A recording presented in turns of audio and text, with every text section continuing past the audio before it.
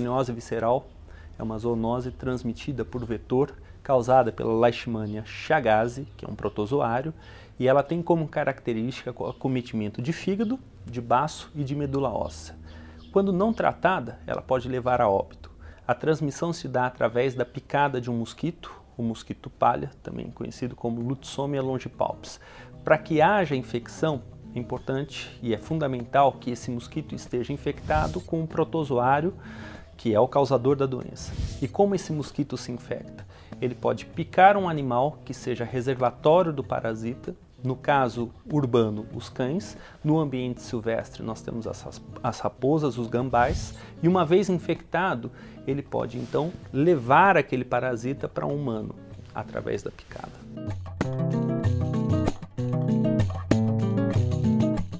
O diagnóstico da LVA em cães, ele não é simples de ser feito e ele não pode se basear apenas em aspectos clínicos. É imprescindível que se realizem exames laboratoriais para confirmar o diagnóstico da LVA em cães. Esses exames laboratoriais são basicamente exames sorológicos, que são realizados a partir da coleta de amostras de sangue de cães suspeitos, onde é feito exame para a detecção de anticorpos anti-LVA.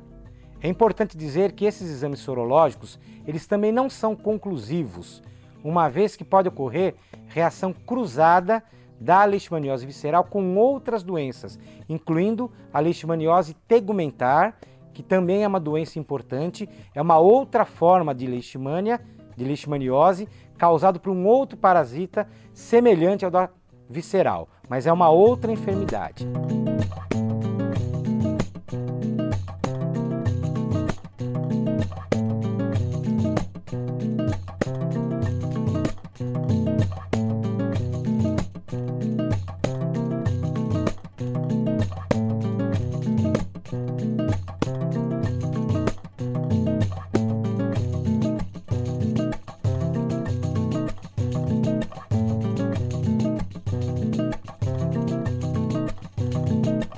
A leishmaniose visceral recebe justamente essa denominação porque ataca órgãos internos, as vísceras, principalmente o baço, o fígado, a medula óssea e os linfonodos.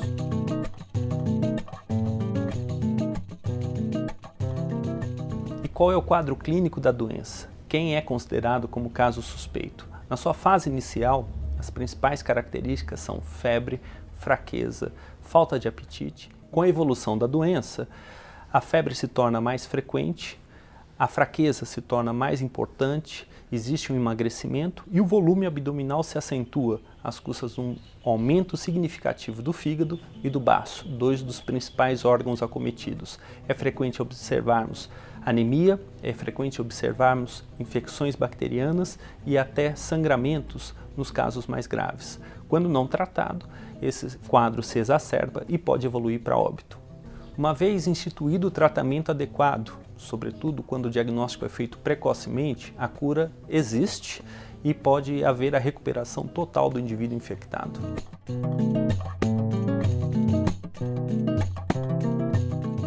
Então, diante de um caso canino confirmado de leishmaniose visceral, seja autóctone ou importado, existem algumas providências comuns que devem ser tomadas. Em primeiro lugar, a partir da confirmação do caso, nós estabelecemos aquele endereço como um foco de leishmaniose visceral.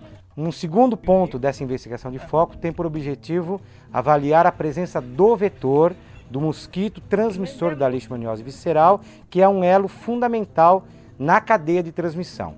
Dentre as medidas tomadas em relação ao reservatório da LVA aqui, nas áreas urbanas, é o cão doméstico, nós temos medidas de proteção individual para esse animal, que é basicamente a utilização de coleiras impregnadas com inseticidas que têm ação contra o vetor da leishmaniose. E essas coleiras devem ser usadas ininterruptamente e trocadas a cada 4 meses.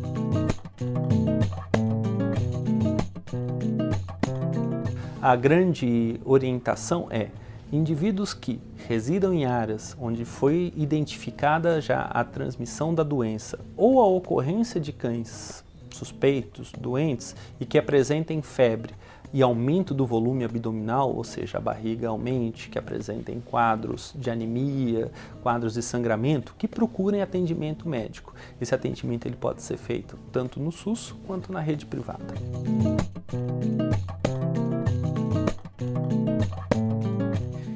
Em relação ao vetor da LVA, nós temos algumas medidas de proteção do vetor para o reservatório canino e também para o ser humano.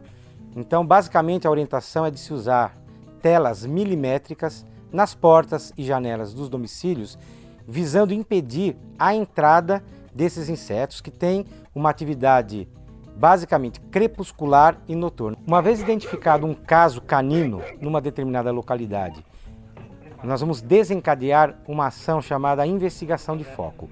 Essa investigação de foco ela é feita por vários profissionais que estão ligados a várias esferas do governo. Nós temos profissionais do município, profissionais do estado e vários órgãos envolvidos. Então nós temos trabalhos desenvolvidos pelo Centro de Controle de Zoonoses em conjunto com a Vigilância Sanitária dos distritos e também dos agentes de saúde lotados nas unidades básicas de saúde.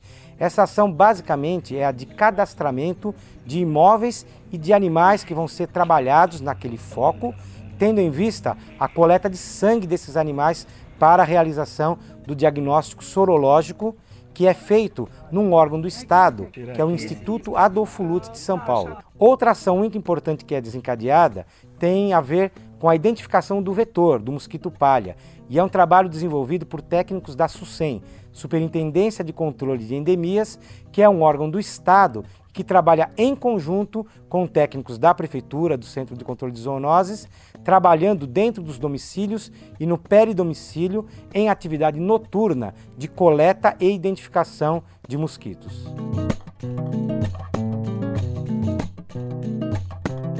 O tratamento da leishmaniose visceral canina no Brasil é proibido através de uma portaria interministerial dos Ministérios da Saúde e da Agropecuária.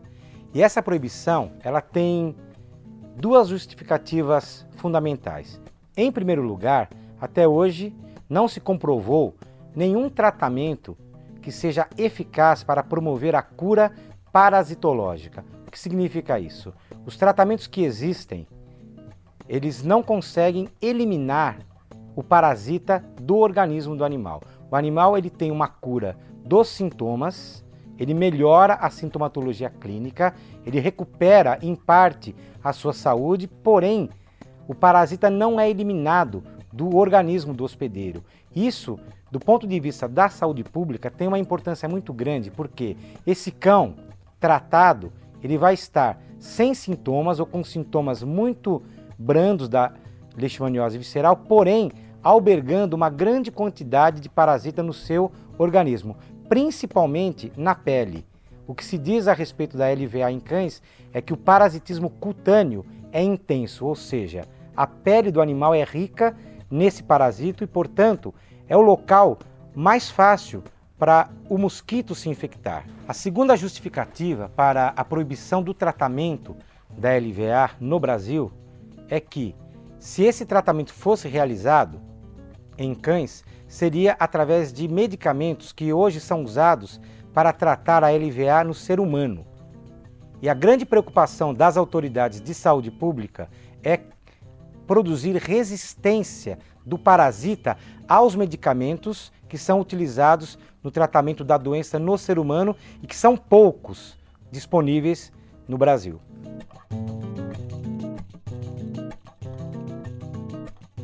Uma das etapas importantes na implantação do programa de prevenção e controle da LVA é a sensibilização da rede de médicos veterinários do município.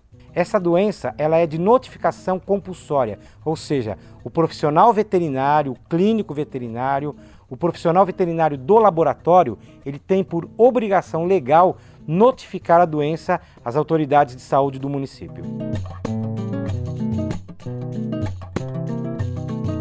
Aqui em Campinas, nós temos a ocorrência exclusivamente em cães, não há ocorrência em humanos.